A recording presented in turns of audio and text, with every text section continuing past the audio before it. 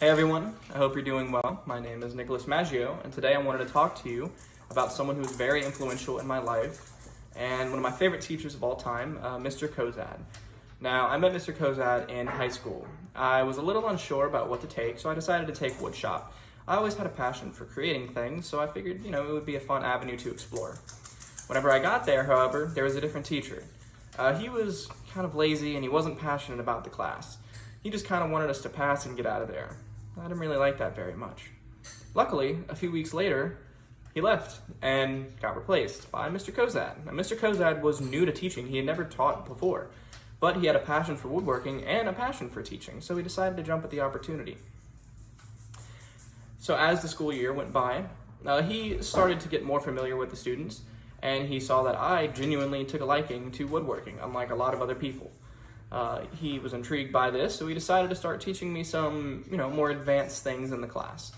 So while people were learning the basics of tools and, things like that, he taught me a lot about the machinery and things like that.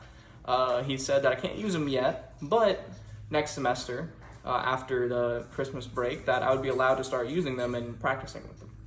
So as everyone was learning, I was learning a little more accelerated, because he knew that I was passionate and wanted to really get my hands deep in this. And eventually, right before Christmas break, he said, why don't you hop on the bandsaw, which is a common tool for cutting wood. And he said, why don't you hop on the bandsaw and why don't you make something for Christmas? It can be anything, it can be a Christmas stand, whatever. I decided to make some Christmas ornaments to hang on the house, and it came out great. I was very comfortable with the tool, and he always, enforced safety as well. So I felt very safe while using the tool. And then Christmas break happened. It was fine, and then I got back into school. The second semester was awesome. I got to use pretty much all the tools in the shop, and that's when I got very familiar with the lathe. Now the lathe is a tool that spins wood at a rapid speed, and you use these sharp, metal tools to shape the wood. I'm sure you've seen it on TikTok or Instagram, people shaping things. Anyway, I started with very amateur stuff, and I actually started making pins and selling pins in school. After that, I started to move on to bigger projects, bowls and plates and other things like that. And so as I grew, the school year finally came to an end. I was very sad to leave the wood shop, but he promised that he'd see me next year, and he's planning to stick around, so I was excited for school, which doesn't happen very often with me.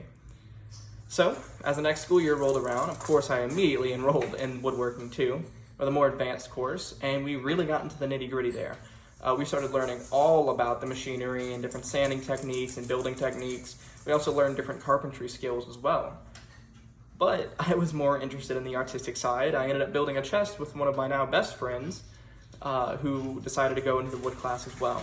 It was filled with a lot of seniors who were kind of just ready to get out of there. So we pretty much had the wood shop to ourselves for a while. He didn't want to enforce going into the wood shop all the time if he didn't want to.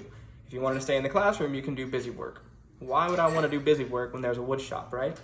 So I got to work. I started making anything and everything I could. I was picking up specialty woods, and he was just pushing my career further. It was great. And he was very, very knowledgeable on everything that I ever asked, and we really bonded. We had hours and hours and hours to talk to each other from all the sanding and cutting and projects that we were both working on. He was always working on a project as well. That always kind of inspired me to just keep working and keep moving forward, even when it's not your sole job to do so. Eventually, one day, one of the tools that both of us used for the lathe broke. I decided I wanted to make a new handle, and I wanted to keep it at the school to, bring something or keep something to remember me by whenever I graduated. So I thought about it for a while and decided I wanted to use cedar to make the handle. He loved cedar as well, and he said, I am going to go get some. So somehow, some way, he got this beautiful piece of cedar wood, and he gave it to me and said, well, get working on your handle. I had free reign of the biggest lathe in the shop, and he would make sure that I could get it if I wanted to. I thought that was awesome at the time. So I got to work on it for probably a week or two until I was finally happy with it. And I said, all right, well, here it is. Cool, right? What really, really made me happy is he said, well, a maker has got to keep his first item. And so he gave it to me. I've held on to that, and I've continued woodworking since. And I have to tell you, a mentor like that only comes once in a lifetime. So I hope you find yours as well.